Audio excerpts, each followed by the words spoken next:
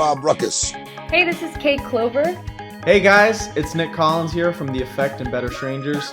Hi, my name is Madeline Rose. Hey, it's Ben McKelvey. It's Tim Howard here from Mike and the Mechanics. Hello, I'm Amanda Lehman.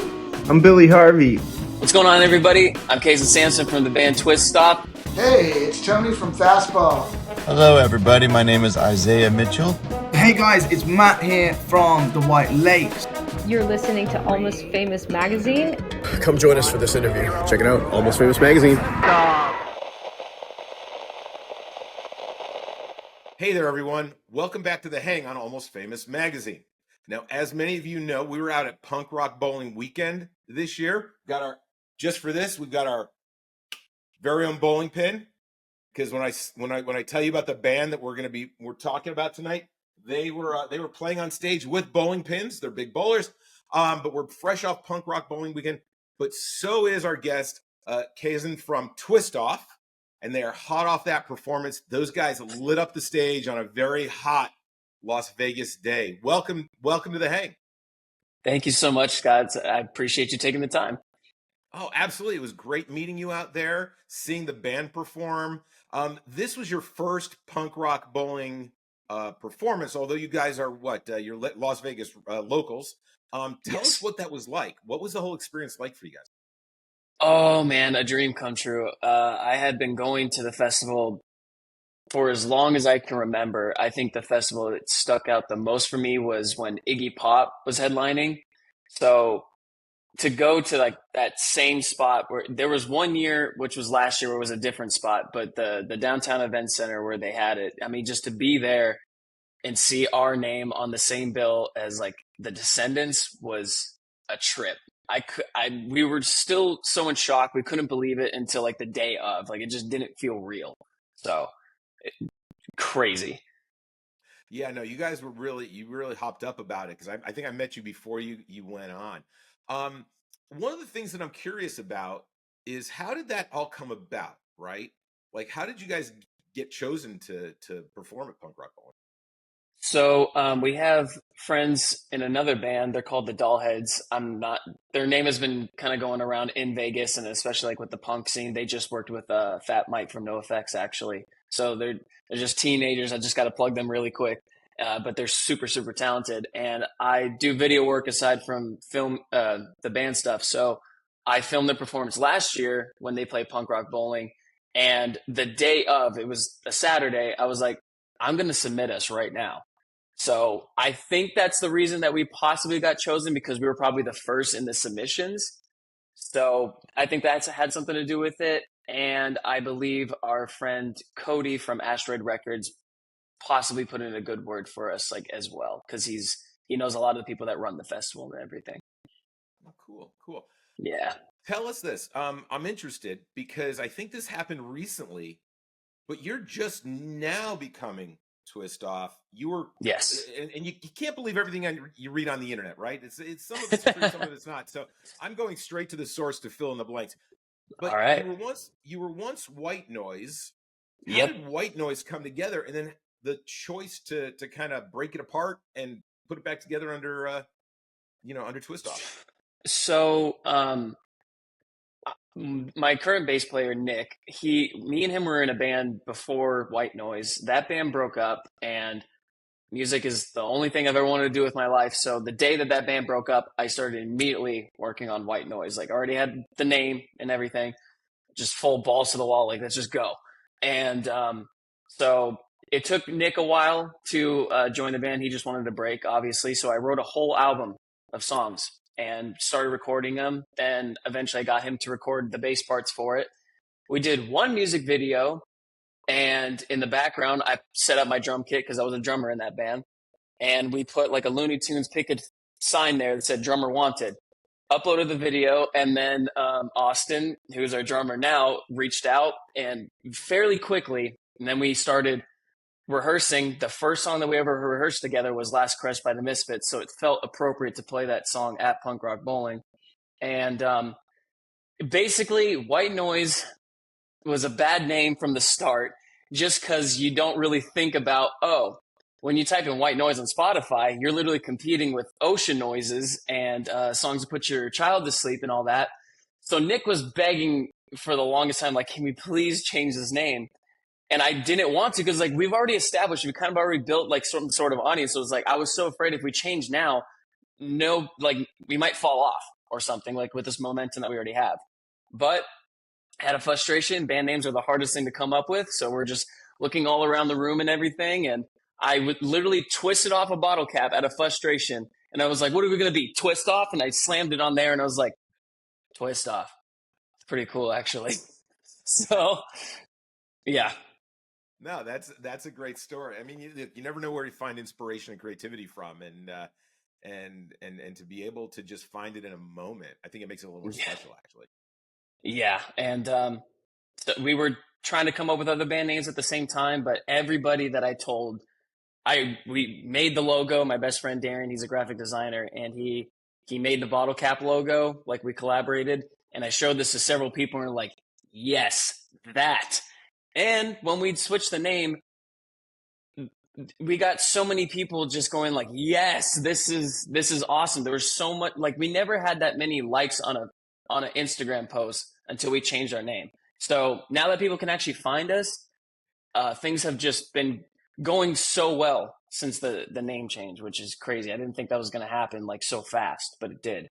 No, when was that? Back earlier this year, or was it late last year? Yeah, it was this year. Yep. So my curiosity for anyone who's been to a former show and you haven't seen you guys as Twist Off, I noticed on your Instagram you made an offer. I wonder if it still stands for anyone who shows up with a piece of old merch to be able to get swap out a new piece of merch. It does still stand. Yes, it does.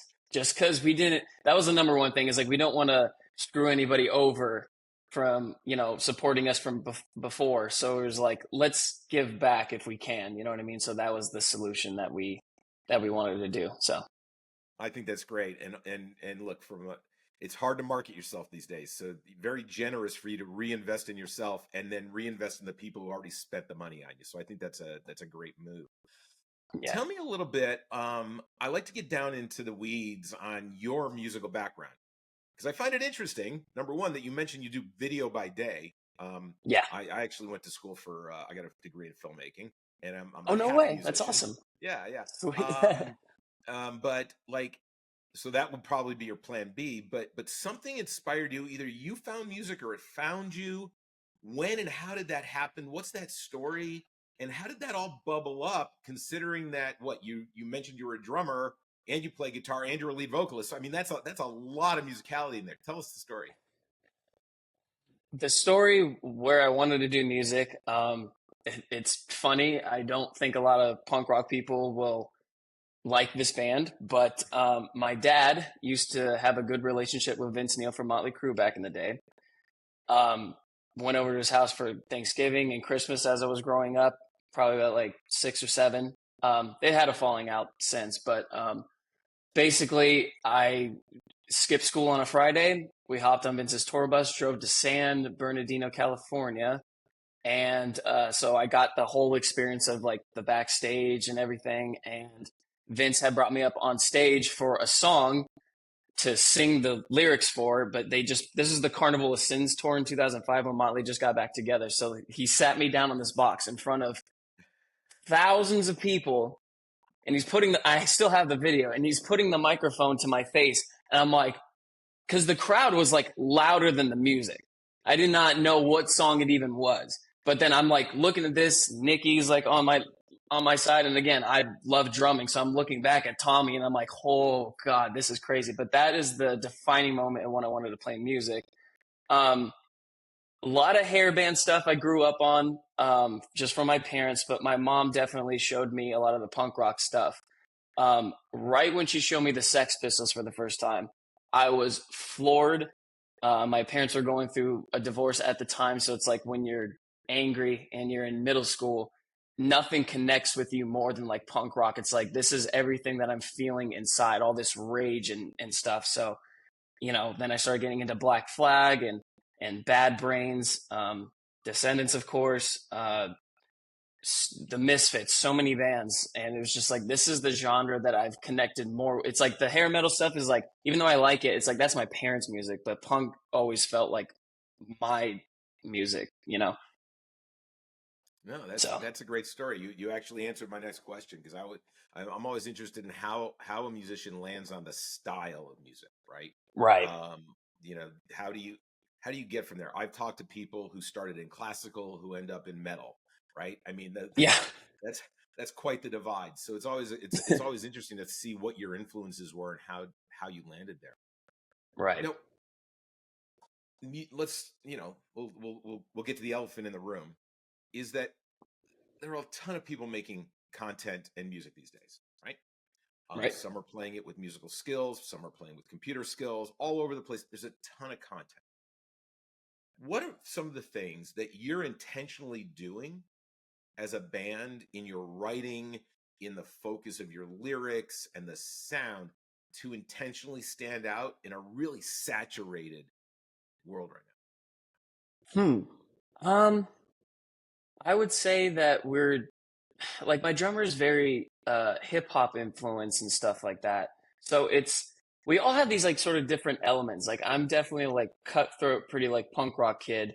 We all have in common punk rock, but Austin has like a hip hop background, which is very good for laying down the beat and stuff like that. And Nick is like, he loves ska music and he likes funk music. So it's all those elements combined. I feel like, it's like when we're doing like a breakdown to the song and then Nick is doing like slap bass, it's like that's something that's probably like seems like unconventional for straight punk music, but I think that's the kind of things that separate us.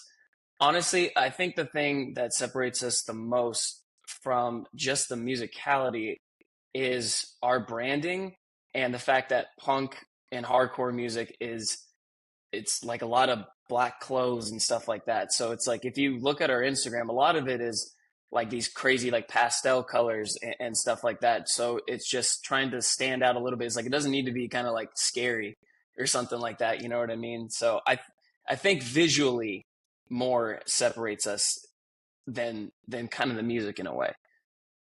now. No, absolutely. I mean, that's one thing that for any of you out there who are watching, uh, will see that this is not, it's not a heavy black colored dark shades kind of thing. It actually reminds me of kind of like California Valley in the mid 80s, Mm, right? You've got those pastel right. colors that help you stand out, quite frankly.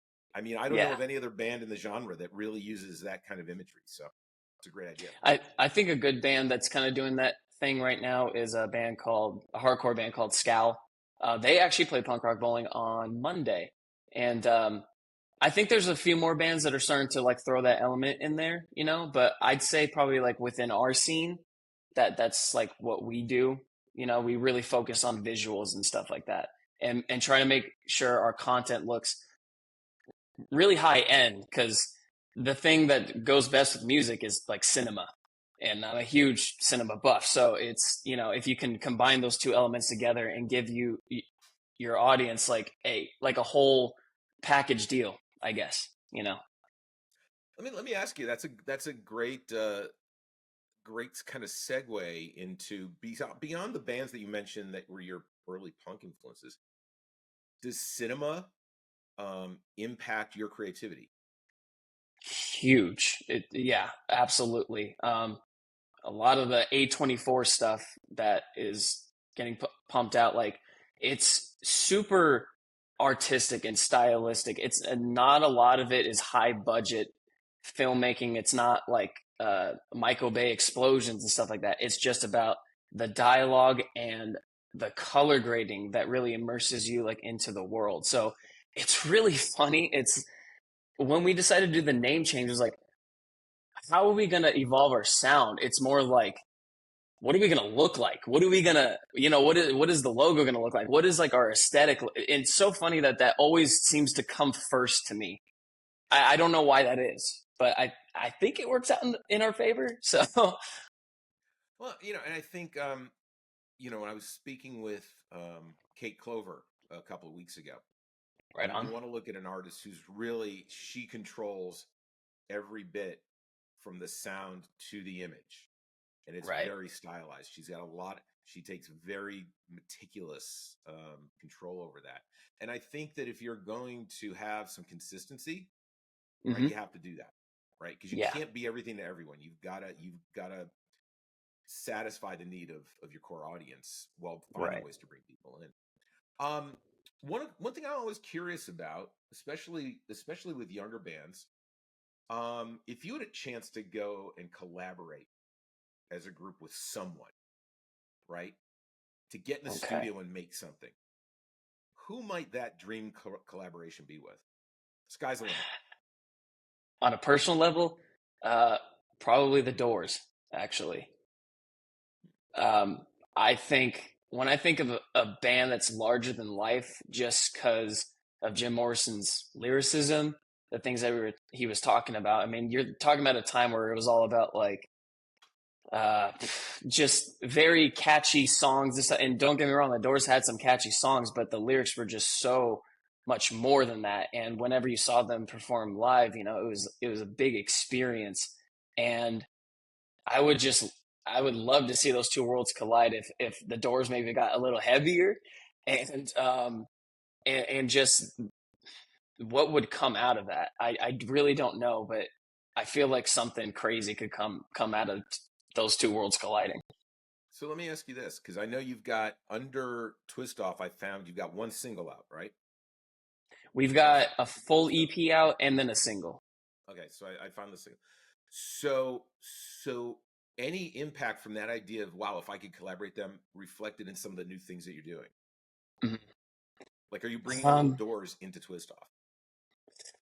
you know, I think I'm very, very heavily inspired by Jim Morrison in that way. I think the lyrics are the thing that it has to have meaning like all the time. I like songs that have sustenance to them as much as like everybody likes to hear that catchy "Light My Fire" song or whatever. But if you really listen to the lyrics, it transcends you into something like different. Like any music that makes you actually think is good.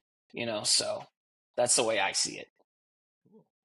Well, like coming off of Punk Rock Bowling, and are you guys going to do any regional or local shows this summer? What do you have planned where people can, especially like a city like Las Vegas? And we were talking earlier. I mean, these interviews have had impact to bring people to shows in Germany. If I'm planning a Las Vegas trip this summer, where and when can people catch you? And will you be anywhere besides Las Vegas? We're trying to do a little kind of West Coast tour in the fall just to branch ourselves out a little bit more. If you do come to Vegas, it's definitely something that's a little hard to find, but if you go anywhere in the downtown area, I can promise you now you will find some flyer. I will shout out Black Sheep Booking for a lot of great bands that are like in just this evolving general scene, I will call it, because it's definitely a melting pot of different genres and stuff. I'll shout out Black Path. He always has a lot of the cool hardcore bands coming from like the East Coast over here, like End It and Angel Dust and stuff like that. Spy, even I think they're actually from LA, but he puts on a lot of great hardcore shows out here.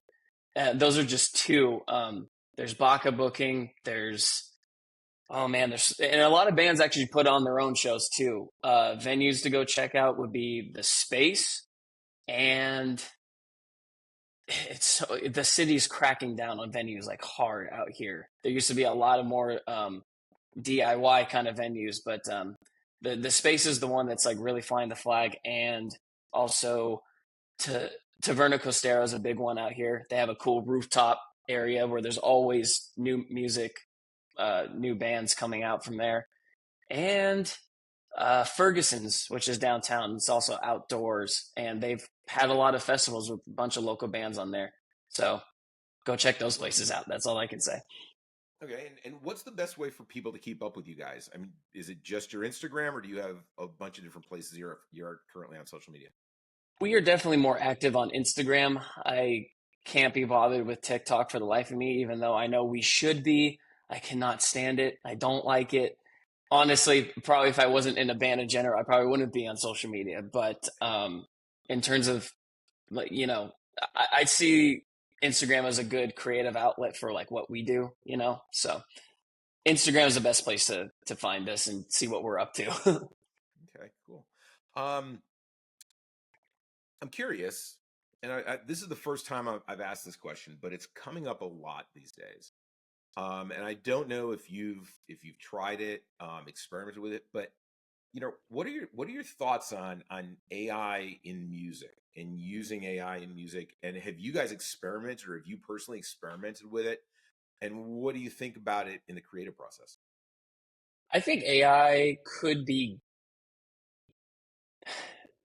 productive in the sense of maybe writing a band bio for you, because I think bands have a hard time writing their own unless you know somebody who's a really good writer. I did use ChatGPT just for like kind of like a baseline of what they could do for a bio for our Spotify and our website, and I was surprised. I was very surprised. In terms of using it for lyrics or anything like that, I would say it's going to definitely, I think people can feel when something's genuine or not. So I'd say keep it out of the music entirely. Of course, there's certain plugins with music software that use AI to maybe, um, I don't know, maybe like for workflow, like they can take a lot of the noise out of like a vocal track or something like that. I don't think things like that are that bad, if you're trying to pump out music very fast. But the music itself, writing it, um, structuring it, I think we can leave it out. Okay, if that's fair. Um, any releases upcoming for you guys besides the AI? Yes. Yeah, we got another song that we tracked. We played it at Punk Rock Bowling. It's called My World. And we're storyboarding what the music video is going to look like, which is actually going to be a sequel to the last one that we released. So we like to world build here at Twist Off. Yeah. Again, consistency, right? Yep. Weave it into something consistent. Um, One thing that I always kind of wrap things up with, that I think is a way that we can all kind of share, in a way. I mean, I definitely, there are a bunch of bands I saw for the first time at Punk Rock Bowling that I've now downloaded. And punk rock is definitely good for a run. Yeah. But we all have different stuff that we listen to. Who are some of the people? And of course, everybody out there should be buying your music, but who are like who are like your top three or four bands that you're into now? Maybe a song or two you really dig, and why?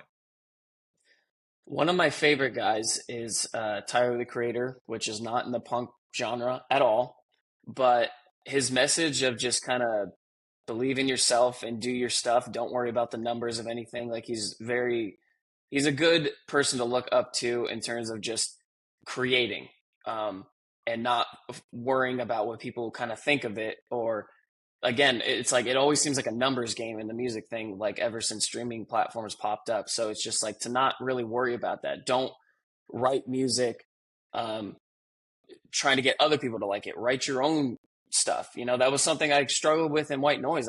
I think I was writing music that was more, it's like, what does rock and roll kind of sound like nowadays? And then since the rebrand, I mean, there was a few songs that like I did for myself. And funny enough, those were the ones that were the songs that people responded to the most. So it just goes to show, do what you want to do.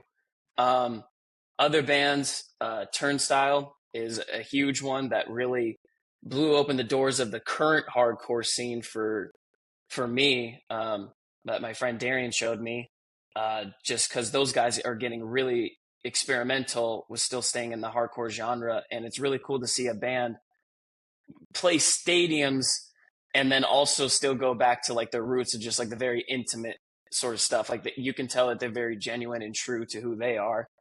And another band right now, I think probably Drain, another hardcore band, just because they're so fun to watch. They're absolutely so fun to watch. They have like this whole surfer theme going on, and it's just every show just is a great time.